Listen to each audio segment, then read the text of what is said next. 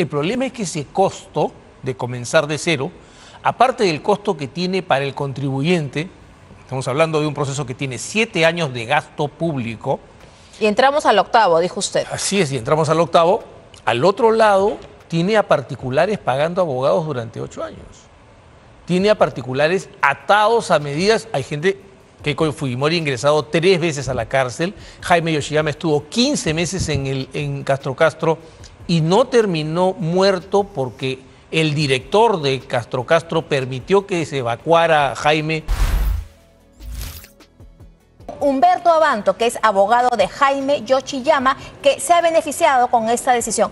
Buenas noches, doctor Abanto, y bienvenido al Final del Día. Muchísimas gracias, siempre es un honor estar acá. ¿Qué significa esto de declarar nulo? Que llega a etapa intermedia, otros dicen que va a foja cero. ¿Es realmente una buena noticia para los implicados? No es una buena noticia porque los deja en el mismo proceso. El proceso no ha terminado. Lo que ha pasado es que el juicio oral se termina, se regresa no a la etapa intermedia, se regresa a una especie de momento en que la Fiscalía tiene que reformular su acusación y volveremos a hacer el control de acusación. El problema grave aquí es que vamos con el mismo juez de investigación preparatoria. Yo le tengo una gran consideración personal al doctor Víctor Raúl Zúñiga Urday, pero tiene de lo que yo dije pues en su actuación judicial, porque es un caballero, es un hombre de muy buenas formas, pero su visión es la del juez que cree que hay que construirle la mayor cantidad de puentes y bypasses al Ministerio Público para hacerlo llegar a un juicio oral. Claro, si se lo ha devuelto 19 veces, es decir, a un alumno que lo jalan a la primera, lo jalan a la segunda y a la tercera, lo expulsan. Bueno, no sé si ustedes prestaron atención a la intervención, a una de las intervenciones del señor Pérez esta mañana, tratando de reducir el número, diciendo, no, 12 veces. No, pero fueron 19. 19 veces. Además, contadas por el Tribunal Constitucional. ¿Qué significa esto ahora? No ocurre solo por el fallo Klimper, quisiera precisar, ¿no? O sea, acá hay 3 fallos que han hecho ver lo que una semana atrás le dije yo a la sala y al colegiado, y es ¿cuántas sentencias constitucionales harán falta para que ustedes entiendan que este proceso está mal planteado? Que este juicio está muy mal planteado.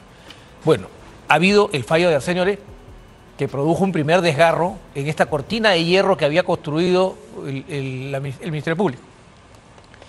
Un segundo caso ha sido el de José Klimper, pero un tercer caso es el de Ricardo Briceño. El de Ricardo Briceño no está inmerso en este caso. No, o sea, el abogado de Briceño hoy presentó su sentencia y dijo también se tiene que tener presente que el señor Briceño debe anularse todo para regresar a la etapa intermedia para que se controle su acusación, porque la Sala de Derecho Constitucional Permanente ha establecido que el juez no valoró que fue archivado el cargo de fraude en la administración de personas jurídicas. Si eso fue archivado, no hay forma de establecer que haya un delito allí. No podría haber lavado. Ahora, este tema de hoy, que se ha dado a conocer hoy, que es nulo, beneficia a unas 30 personas y no todos habían presentado la solicitud, digamos, de ser excluidos. Tenemos a las 30 personas o a algunos de los más llamativos, por decirlo de algún modo. Ahí está la señora Ana Hertz, está Efraín Goldenberg, Adriana Tarazona, Antonella Gutiérrez, Jaime Yoshiyama, Mark Vito, Pierre Figari, ¿no? Está también el señor Vicente Silva Checa, está el partido Keiko Fujimori, está la empresa de Mark Vito, que es la inmobiliaria. Entonces, José Klimper, por supuesto, todos estos personajes en total son 30, ¿no? En total son 30 que han estado inmersos en este caso por unos casi 6 años. Y a propósito de eso y del tiempo, doctor Abanto, quiero recordar una vez más, y lo acompaño, le pido que me acompañe a ver esa declaración de José Klimper. Usted ha dedicado 7 años a seguir este proceso. Vuelve a cero. Eso no quiere decir que usted sale del juicio. No, yo empiezo de nuevo. Empieza de nuevo. Diana, a ver, vamos a primero, mi caso es idéntico al de los demás acusados. No tengo mayores diferencias. Quizás yo tengo la suerte de tener la posibilidad, en términos de tiempo y de recursos, de tener una estrategia penal con un estudio importante y tener una estrategia constitucional con un estudio importante. No todos tienen esa posibilidad. Pero al final, en todos los casos se ha desarrollado exactamente lo mismo. Entonces, eso con respecto al caso. El caso tiene 1.860 testigos. Desde el 1 de julio que empezó hasta, ya estamos a fin de año porque la siguiente audiencia es el 6 de enero, han pasado 14 testigos. Es decir, para que pasen los 1.860, para que se vean 5.000 pruebas, van a pasar 10 años. Eso quiere decir que hay una condena, una sentencia, una condena al banquillo. Doctor Abanto, importante lo que dice el señor Klimper, que hay una condena al banquillo. Es decir, todos estos años estas personas han estado, algunos, privados de la libertad, otros con restricciones, por ejemplo, de ir a firmar, de hacer los controles biométricos. En adelante, ¿qué va a pasar? ¿Algo de esto va a cambiar? Sí, para empezar, las restricciones ya vencieron.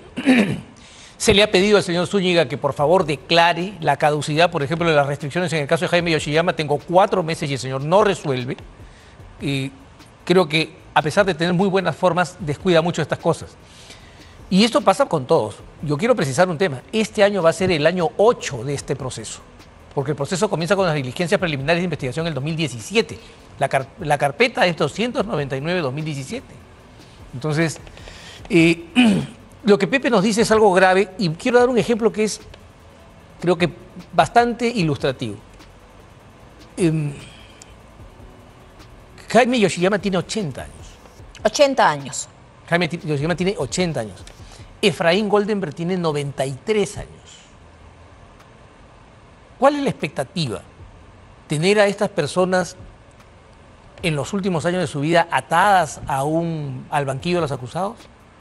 O sea, ¿qué enfermedad mental padecen quienes creen que un proceso puede plantearse en estos términos? Ahora, los 1.860 testigos del caso Cóctel se mantienen. Claro. Es decir, no estamos en juicio, la sala dice el juicio no va más, se retrotrae a la etapa intermedia. Entonces, pero con los mismos testigos, es decir, volver a hacer la tarea. Volverá a acusar, habrá que cuidar, habrá que ver cuántos testigos dan. Esperamos que esta vez el señor Zúñiga Urday entienda lo que se llama el principio de sobreabundancia. Es decir, no pueden. Si yo tengo que acreditar un hecho, no necesito, si tengo 15 testigos, presento 2, 3, bastan. No necesito 12 más, ¿no? Tiene que haber un sentido de la economía en este aspecto, porque muchos de los procesados, Augusto Mario Bedoya Cámara, Efraín Goldenberg, Jaime Yoshiyama, Vicente Silva Checa, Pepe Klimper, son personas que han pasado los 70 años. No se puede tener una persona en esta situación. ¿Qué significa hoy día en la audiencia que el juez haya dicho que el remedio procesal es la nulidad? Es decir, que no hay otra alternativa que hacerlo nulo. El remedio procesal es la nulidad. Es que no hay otro remedio. Todo se ha hecho mal. Entonces, cuando se ha hecho algo mal, hay que deshacerlo por completo y comenzar de cero. El problema es que ese costo de comenzar de cero, aparte del costo que tiene para el contribuyente, estamos hablando de un proceso que tiene 7 años de gasto público. Y entramos al octavo, dijo usted. Así es, y entramos al octavo. Al otro lado, tiene a particulares pagando abogados durante 8 años. Tiene a particulares atados a medidas. Hay gente, Keiko Fujimori, ingresado 3 veces a la cárcel. Jaime Yoshiyama estuvo 15 meses en Castro Castro y no terminó muerto porque el director de Castro Castro permitió que se evacuara a Jaime, que tenía 40% de los pulmones ocupados por el SARS-CoV-2, habiéndose dado la orden y teniendo un precedente que es muy grave, que espero que la Junta Nacional de Justicia revise, porque hubo una queja que puso el juez Santos Benítez, Burgos, cuando se pidió la variación para Jaime Yoshiyama, justamente tratando de evitar que llegara a esa situación, y el señor Pérez se levantó de la audiencia y se fue, faltando el respeto al juez. Además, hemos visto, más allá de las medidas restrictivas o de presiones preliminares, preventivas, etcétera, hemos visto cómo entraban, la policía ha entrado violentamente a los domicilios de muchos de los acusados, ¿no? A los locales partidarios.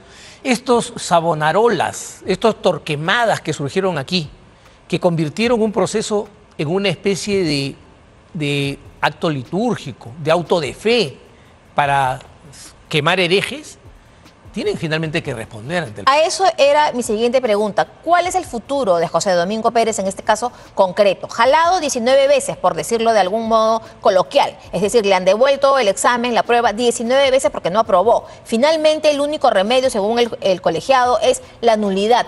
Pero, ¿qué pasa con su actuación? ¿Quién responde por la actuación de un fiscal que finalmente, al cabo de casi 8 años, le anulan el juicio. Bueno, nosotros hemos conversado esto con Jaime Yoshiyama, vamos a poner una queja ante la Junta Nacional de Justicia. Y esperamos que la Junta Nacional de Justicia evalúe si es que esta actuación, que ha generado intervenciones del Tribunal Constitucional 2, de la Sala de Derecho Constitucional y Social Permanente de la Corte Suprema, e inclusive de este colegiado para fulminar actos que, ojo, lo ha dicho claramente el colegiado, vienen de la Fiscalía y que han tenido lamentablemente el apoyo del señor juez de investigación preparatoria, si es que estos actos que han enrarecido un proceso establecen la presencia de un fiscal competente para ejercer el cargo. Entonces, ¿esta queja va a ser únicamente contra José Domingo Pérez? No, ¿Contra quién va a ser la queja? Lamentablemente tendremos que hacer, con el dolor de mi corazón, la queja contra el señor Pérez Gómez y contra el doctor Zúñiga Urday.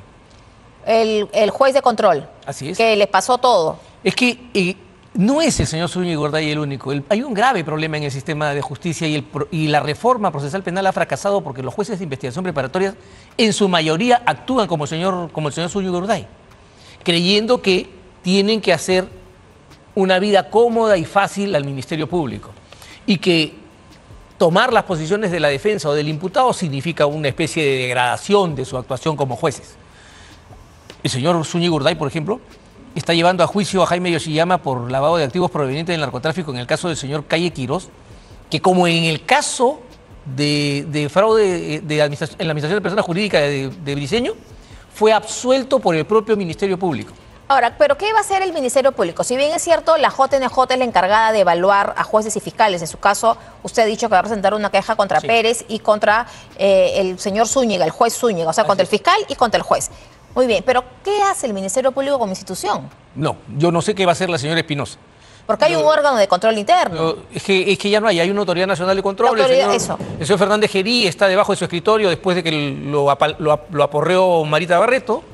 La señora Espinosa no ha atinado a abrir ningún proceso sobre la actuación funcional. Por ejemplo, la denuncia que hizo Villanueva. La palabra de Villanueva bastó para que sacar la señora a la Benavides salga de la Fiscalía de la Nación. Pero la palabra de Villanueva no alcanza para poner una investigación seria acerca de la denuncia de que no solamente había una interferencia del señor Gorriti, sino personal del señor Gorriti. Hay que hacer aquí el contexto de nuestros televidentes. Fue Jaime Villanueva, el ex asesor de la ahora ex fiscal de la Nación, Patricia Benavides, quien con un chat, ¿no? Se logra la destitución de Patricia Benavides, pero él habla bastante. Por eso dice que dice muchas cosas. El equipo Lavallato coordinaba con el señor Gorriti y que el señor Gorriti inclusive puso una empleada suya, una colaboradora suya, con un escritorio en las instalaciones del equipo Lavallato. Todo eso deberá ser corroborado, pero el Ministerio Público, digamos, como usted dice, no se han pronunciado. La vara tiene que ser la misma para todos. Si la palabra de Villanueva bastó para encartar a la señora Benavides al punto de sacarla de la Fiscalía de la Nación y de la condición de fiscal suprema, ¿por qué el señor Gorriti socapa de decir yo soy periodista? No, esto no es un tema por su periodismo. Esto es un tema por la interferencia de alguien que dice hacer periodismo en un sistema de justicia. Volviendo también al tema de la nulidad.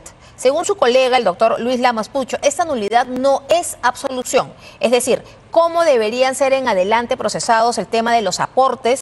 Porque hay que decir, se ha admitido que efectivamente se recibieron aportes en efectivo, ¿no? De empresarios privados y de la misma Odebrecht. Entonces, esto ha quedado dicho, incluso su propio defendido así lo ha admitido, el señor Yoshiyama.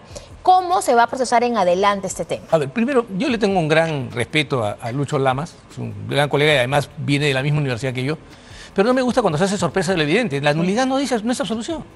Bueno, pero hay que subrayarlo porque no todos los televidentes son abogados y manejan los temas. Ninguno de nosotros ha dicho, ni Juliana, ni yo, ni Gonzalo, ni Rafael, ninguno ha dicho que esto sea una absolución. Esto es obviamente una nulidad, un regreso a una etapa para ver si se corrigen las cosas.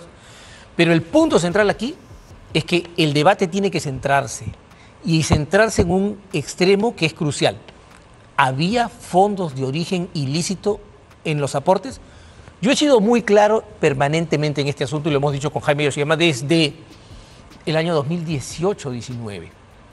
Sí hubo aportes, pero ninguno de origen ilegal.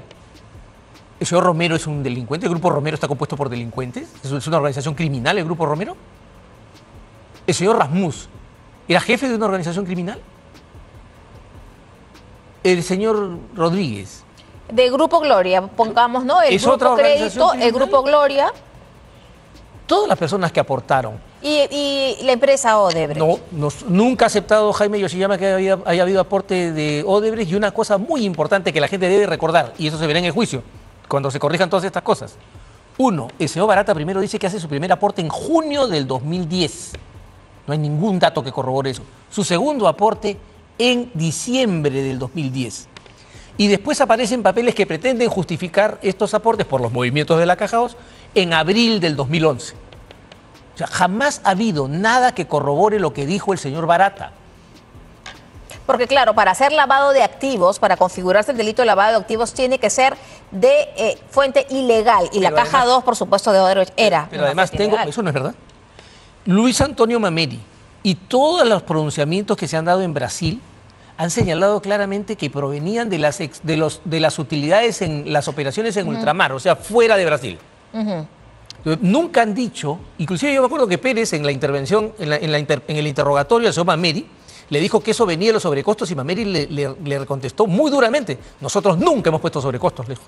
Bueno, entonces en adelante ya hay una ley de financiamiento privado. Así es. Entonces, todas estas cosas se van a corregir, ¿usted cree? Esperamos, o sea, yo suelo mantenerme muy alerta porque, por ejemplo, yo escuchaba aquí decir a Pepe Klimper y también a usted, Diana, que la Corte Suprema acababa de establecer que sí pueden haber apelaciones en la etapa intermedia.